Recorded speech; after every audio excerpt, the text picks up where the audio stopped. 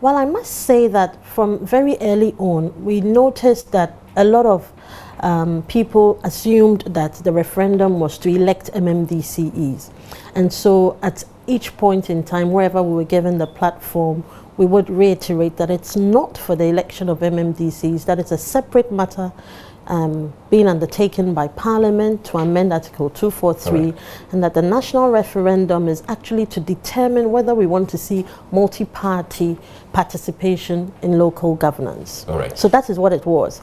But then we realized that as we went on, you were having more pronouncements about the election of MMDCs, the referendum to elect MMDCs, and we realized that, hang on a minute, this is confusing, because for us, the key thing is even the question, the referendum question as it is, if somebody goes to the polls and doesn't see that question, doesn't see a question that alludes to the election of MMDCs, that in itself would cause confusion, and people will say, well, I didn't come to vote about this, I came to vote for MMDC. So we thought it was important to reiterate the point and clarify that position. So and it went more pronounced, and so we had in the media space and people just touting it. Last week it was in the Times, everywhere, and we said, no, we need to put out a statement and clarify this position. So clarify it for us here and now. What is it that when people go to the polls on December 17th, what are they going to find on the ballot paper?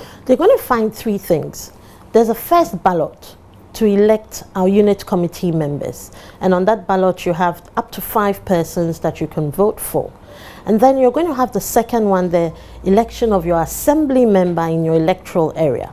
And the third one, in relation to the referendum, where the question is put, whether you want to see political parties participating in local governance. So 3 things are required of us. You vote for your unit committee member, you vote for your assembly member, and then you vote yes. When you vote yes, it presupposes that you want to amend, you want to see Article 55(3) being amended, and the implication is that it will allow political parties to participate in local governance. If you vote no, then it means that you want the status quo to remain and you would not like to see political parties participating in local governance. That is required of the citizenry. So that's cleared. So December 17th, anything to do with election of MMDCs has nothing to do with the citizenry. We are not going to elect, we are not going to vote on that matter.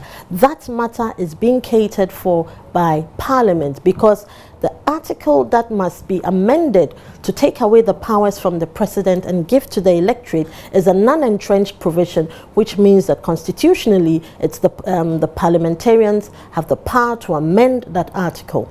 And that Article 243 is what is before Parliament. Now, when Parliament amends, let's assume that Parliament amends this article, it means that Ghanaians would now be able to vote for their MMDCs. So whether or not there is a referendum, the change would be Ghanaians would now be allowed to elect their MMDCs, and therefore you would be putting the MMDCs in the same category as the unit committee and assembly members. Now, come December 17th, the question is then posed, how would you like to see this done? Would you like to see it done along partisan lines? Would you like to see parties participating? And that is when you would cast your vote to say, yes, I want to see it, or no, I don't want to see it. I want the status quo to be that local governance is without multi-party participation. Well, we've come to a junction in our district level elections. And I think going forward, if we all understand the essence of district level elections, or understand the essence that development is really at the district level, and it touches every single one of us, whether you're riding in your car to the house or to work, whether you have water running through your taps, whether you have electricity, street lights, all of these things touch the essence of our daily living. And so it's important for all of us to go out and vote. That is the first step. The second step is, again, we've come to that crossroads where we have to determine where we would like to see our district assemblies go. Do we want to have political parties coming all the way down to participate in this, in driving development, or we think that this is not the time? If you don't come out to vote, somebody else would be voting. So everybody has got to come out and vote, take a position, take a stand, come out and vote.